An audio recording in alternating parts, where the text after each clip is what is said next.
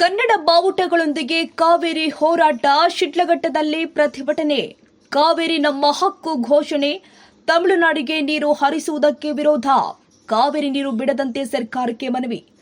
ಕಾವೇರಿ ನೀರನ್ನ ತಮಿಳುನಾಡಿಗೆ ಹರಿಸಬಾರದು ಅಂತ ಆಗ್ರಹಿಸಿ ಶಿಡ್ಲಘಟ್ಟದಲ್ಲಿ ಪ್ರಗತಿಪರ ಸಂಘಟನೆಗಳ ಒಕ್ಕೂಟದಿಂದ ಪ್ರತಿಭಟನೆ ಮಾಡಲಾಗಿದೆ. ಕನ್ನಡ ಬಾವುಟಗಳನ್ನು ಹಿಡಿದು ಕಾಲ್ನಡಿಗೆ ಜಾಥಾ ನಡೆಸಿದ ಪ್ರತಿಭಟನಾಕಾರರು ಕಾವೇರಿ ಬೇಕು, ಕಾವೇರಿ ನಮ್ಮ ಹಕ್ಕು ಎಂದು ಘೋಷಣೆ ಕೂಗಿ ಆಕ್ರೋಶ ವ್ಯಕ್ತಪಡಿಸಿದ್ದಾರೆ. ಶಿಡ್ಲಘಟ್ಟ ನಗರದ ಪ್ರವಾಸಿ ಮಂದಿರದಿಂದ ತಾಲೂಕು ಕಚೇರಿಯವರೆಗೆ ಪ್ರಗತಿಪರ ಸಂಘಟನೆಗಳ ಒಕ್ಕೂಟದ ವತಿಯಿಂದ ಕಾಲ್ನಡಿಗೆ ಜಾಥಾ ನಡೆಯಿತು.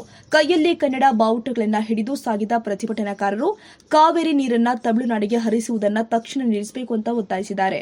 ಕರ್ನಾಟಕದ ಜಲಸಂಪನ್ಮೂಲ ಹಾಗೂ ರೈತರ ಹಿತಾಸಕ್ತಿಯನ್ನು ಸರ್ಕಾರ ಕಾಪಾಡಬೇಕು. ಕಾವೇರಿ ಕರ್ನಾಟಕದ ರೈತರು ಹಾಗೂ ಜನರ ಜೀವನಾಧಾರವಾಗಿದ್ದು ರಾಜ್ಯದ ಹಿತಾಸಕ್ತಿಗೆ ಧಕ್ಕೆಯಾಗುವ ರೀತಿಯಲ್ಲಿ ನೀರು ಹರಿಸಬಾರದು ಅಂತ ಪ್ರತಿಭಟನಾಕಾರರು ಆಗ್ರಹ ಮಾಡಿದ್ದಾರೆ. ಬಳಿಕ ತಾಲೂಕು ಕಚೇರಿ ಮುಂಭಾಗದಲ್ಲಿ ಪ್ರತಿಭಟನೆ ಮಾಡಿ ತಹಶೀಲ್ದಾರ್ ಗಗನ ಸಿಂಧು ಅವರ ಮೂಲಕ ರಾಜ್ಯ ಸರ್ಕಾರಕ್ಕೆ ಮನವಿ ಪತ್ರ ಕೂಡ ಸಲ್ಲಿಸಲಾಗಿದೆ.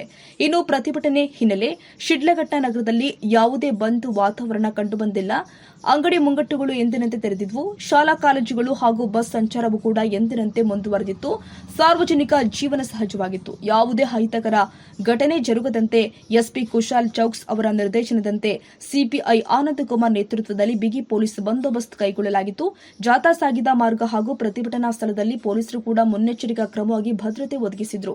ಸುವರ್ಣ ಜನಪರ ವೇದಿಕೆ ಅಧ್ಯಕ್ಷ ಸುರೇಶ್ ಭಗತ್, ಕಸ್ತೂರಿ ಕರ್ನಾಟಕ ಜನಪರ ವೇದಿಕೆಯ ರಾಮಾಂಜನೇಯ, ಕನ್ನಡ ಸಾಹಿತ್ಯ ಪರಿಷತ್ ಅಧ್ಯಕ್ಷ ಪಟೇಲ್ ನಾರಾಯಣಸ್ವಾಮಿ, ಸನಾತನ ಜನಸೇನಾ ಸೇವಾದಳ ಟ್ರಸ್ಟ್ ಅಧ್ಯಕ್ಷ ಬುಚ್ಚಿನಾಯಕ್, ಅಂಬಾರಿ ಮಂಜು, ಡೆಡ್ಲಿ ಸೋಮ, ವರದರಾಜ್, ಟಿಪ್ಪು ಮೌಲಾ ಸೇರಿ ಪ್ರಗತಿಪರ ಸಂಘಟನೆಗಳ ಒಕ್ಕೂಟದ ಪದಾಧಿಕಾರಿಗಳು ಹಾಗೂ ಕಾರ್ಯಕರ್ತರು ಭಾಗವಹಿಸಿದ್ರು. ಒಟ್ಟಲ್ಲಿ ಕನ್ನಡ ಬಾವುಟಗಳೊಂದಿಗೆ ಕಾವೇರಿ ನೀರಿಗಾಗಿ ಶಿಡ್ಲಘಟ್ಟದಲ್ಲಿ ನಡೆದ ಪ್ರತಿಭಟನೆಯಲ್ಲಿ ತಮಿಳುನಾಡಿಗೆ ನೀರು ಹರಿಸುವುದನ್ನು ನಿಲ್ಲಿಸಿ ಕರ್ನಾಟಕದ ರೈತರ ಹಾಗೂ ಜನರ ಹಿತ ಕಾಪಾಡುವಂತೆ ರಾಜ್ಯ ಸರ್ಕಾರಕ್ಕೆ ಒತ್ತಾಯ ಮಾಡಲಾಗಿದೆ. ತಮ್ಮ ಮನವಿ ಏನಿದೆ ಸ್ವೀಕರಿಸಿದ್ದೀನಿ. ತಮ್ಮ ಏನಿದೆ ತಮ್ಮ ಉದ್ದೇಶ ಮತ್ತೆ ಯಾವ ಕಾರಣಕ್ಕೋಸ್ಕರ ಇದು ಮಾತಾಡ್ತಿದ್ದೀರಾ, ಇದನ್ನ ಯಾರ ಗಮನಕ್ಕೆ ತರಬೇಕು, ತಂದು ಇದ್ರ ಬಗ್ಗೆ ಏನಿದೆ ಸೂಕ್ತ ಕ್ರಮ ಏನಿದೆ ಸರ್ಕಾರ ವತಿಯಿಂದ ಆಗಲಿ ಅಂತ.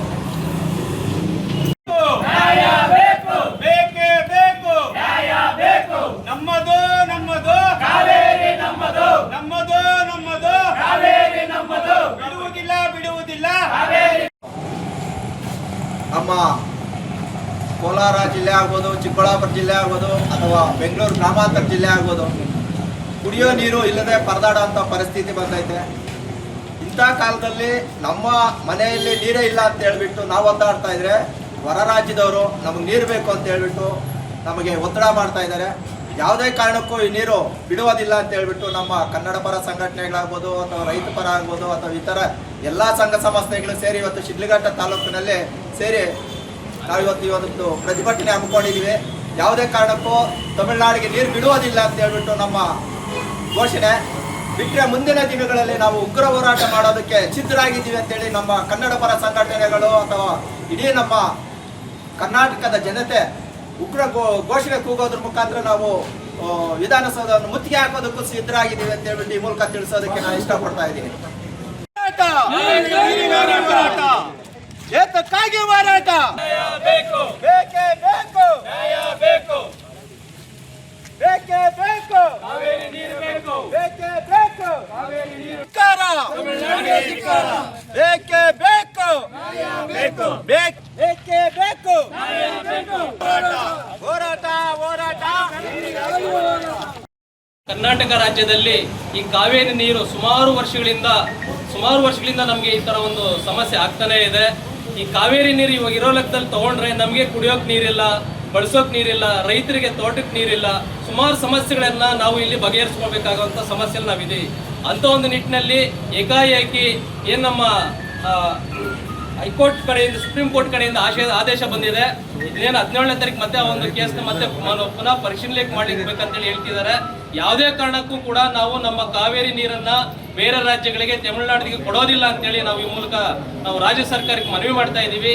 ಇವತ್ತೇನು ನಮ್ಮ ಕನ್ನಡ ಪರ ಸಂಘಟನೆಗಳು, ಪ್ರಗತಿಪರ ಸಂಘಟನೆಗಳು ಎಲ್ಲ ಸೇರಿ ಒಂದು ಸಾಂಕೇತಿಕವಾಗಿ ಒಂದು ಹೋರಾಟ ಮಾಡ್ತಿದ್ದೀವಿ. ಮುಂದಿನ ದಿನಗಳಲ್ಲಿ ಏನಾದರೂ ನಮ್ಮ ನೀರನ್ನ, ನಮ್ಮ ಹಕ್ಕನ್ನ, ಇದನ್ನ ಬೇರೆ ಕಡೆ ಬಿಟ್ಟಾದ್ರೆ ನಾವು ಉಗ್ರವಾದ ಒಂದು ಹೋರಾಟವನ್ನ ಮಾಡುವ ಮೂಲಕ ನಮ್ಮ ಹಕ್ಕನ್ನ ನಾವು ಪಡಿತೀವಿ ಅಂತೇಳಿ ಈ ಮೂಲಕ ನಮ್ಮ ತಹಸೀಲ್ದಾರ್ ಮೇಡಮ್ ಅವರ ಮೂಲಕ ರಾಜ್ಯ ಸರ್ಕಾರಕ್ಕೆ ಗಮನ ಕೊಡ್ತಾ ಇದ್ದೀವಿ.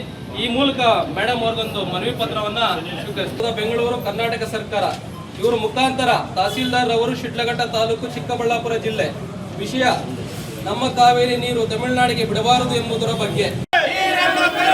ರಕ್ತವನ್ನ ಚೆಲ್ಲುತ್ತೇವೆ, ರಕ್ತವನ್ನ ಚೆಲ್ಲುತ್ತೇವೆ. ಹೋರಾಟ ಹೋರಾಟ ಹೋರಾಟ ಹೋರಾಟ. ರಕ್ತವನ್ನ ಚೆಲ್ಲುತ್ತೇವೆ, ರಕ್ತವನ್ನ ಚೆಲ್ಲುತ್ತೇವೆ. ಬಿಡುವುದಿಲ್ಲ ಬಿಡುವುದಿಲ್ಲ ಬಿಡುವುದಿಲ್ಲ. ಹಲವಾರು ರಾಜ್ಯಗಳನ್ನ ಒಳಗೊಂಡಿದೆ. ಅದರಲ್ಲಿ ನಮ್ಮ ಕರ್ನಾಟಕನೂ ಒಂದು. ಕರ್ನಾಟಕದಲ್ಲಿ ಹುಟ್ಟಿ ಕಾವೇರಿ ನದಿ ಇವತ್ತು ಹರ್ಕೊಂಡು ತಮಿಳುನಾಡು ಮುಖಾಂತರ ಹೋಗ್ತಾ ಇರುವಾಗ ನಮಗೆ ಇಲ್ಲಿ ಬರಗಾಲ ಬಂದಿದೆ, ನಮಗೇನೆ ನೀರಿಲ್ಲ.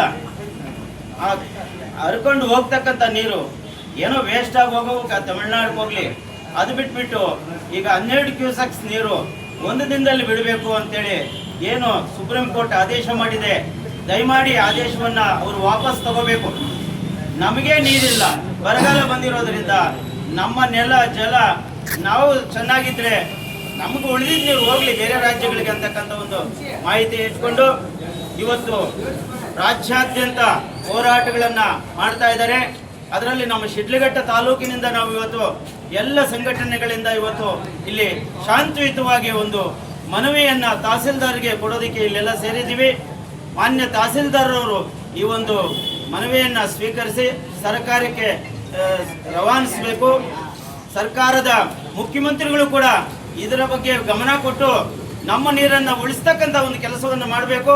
ನಮ್ಮ ಜನಗಳಿಗೆ ಆ ನೀರು ಕೊಟ್ಟು ಇಲ್ಲಿ ಜನಗಳು ಬದುಕತಕ್ಕಂಥ ಒಂದು ವ್ಯವಸ್ಥೆನ ನಮ್ಮ ಮುಖ್ಯಮಂತ್ರಿಗಳು ಮಾಡಬೇಕು ಅಂತೇಳಿ ವಿನಂತಿ ಮಾಡ್ಕೊತಾ ಇದ್ದೀನಿ.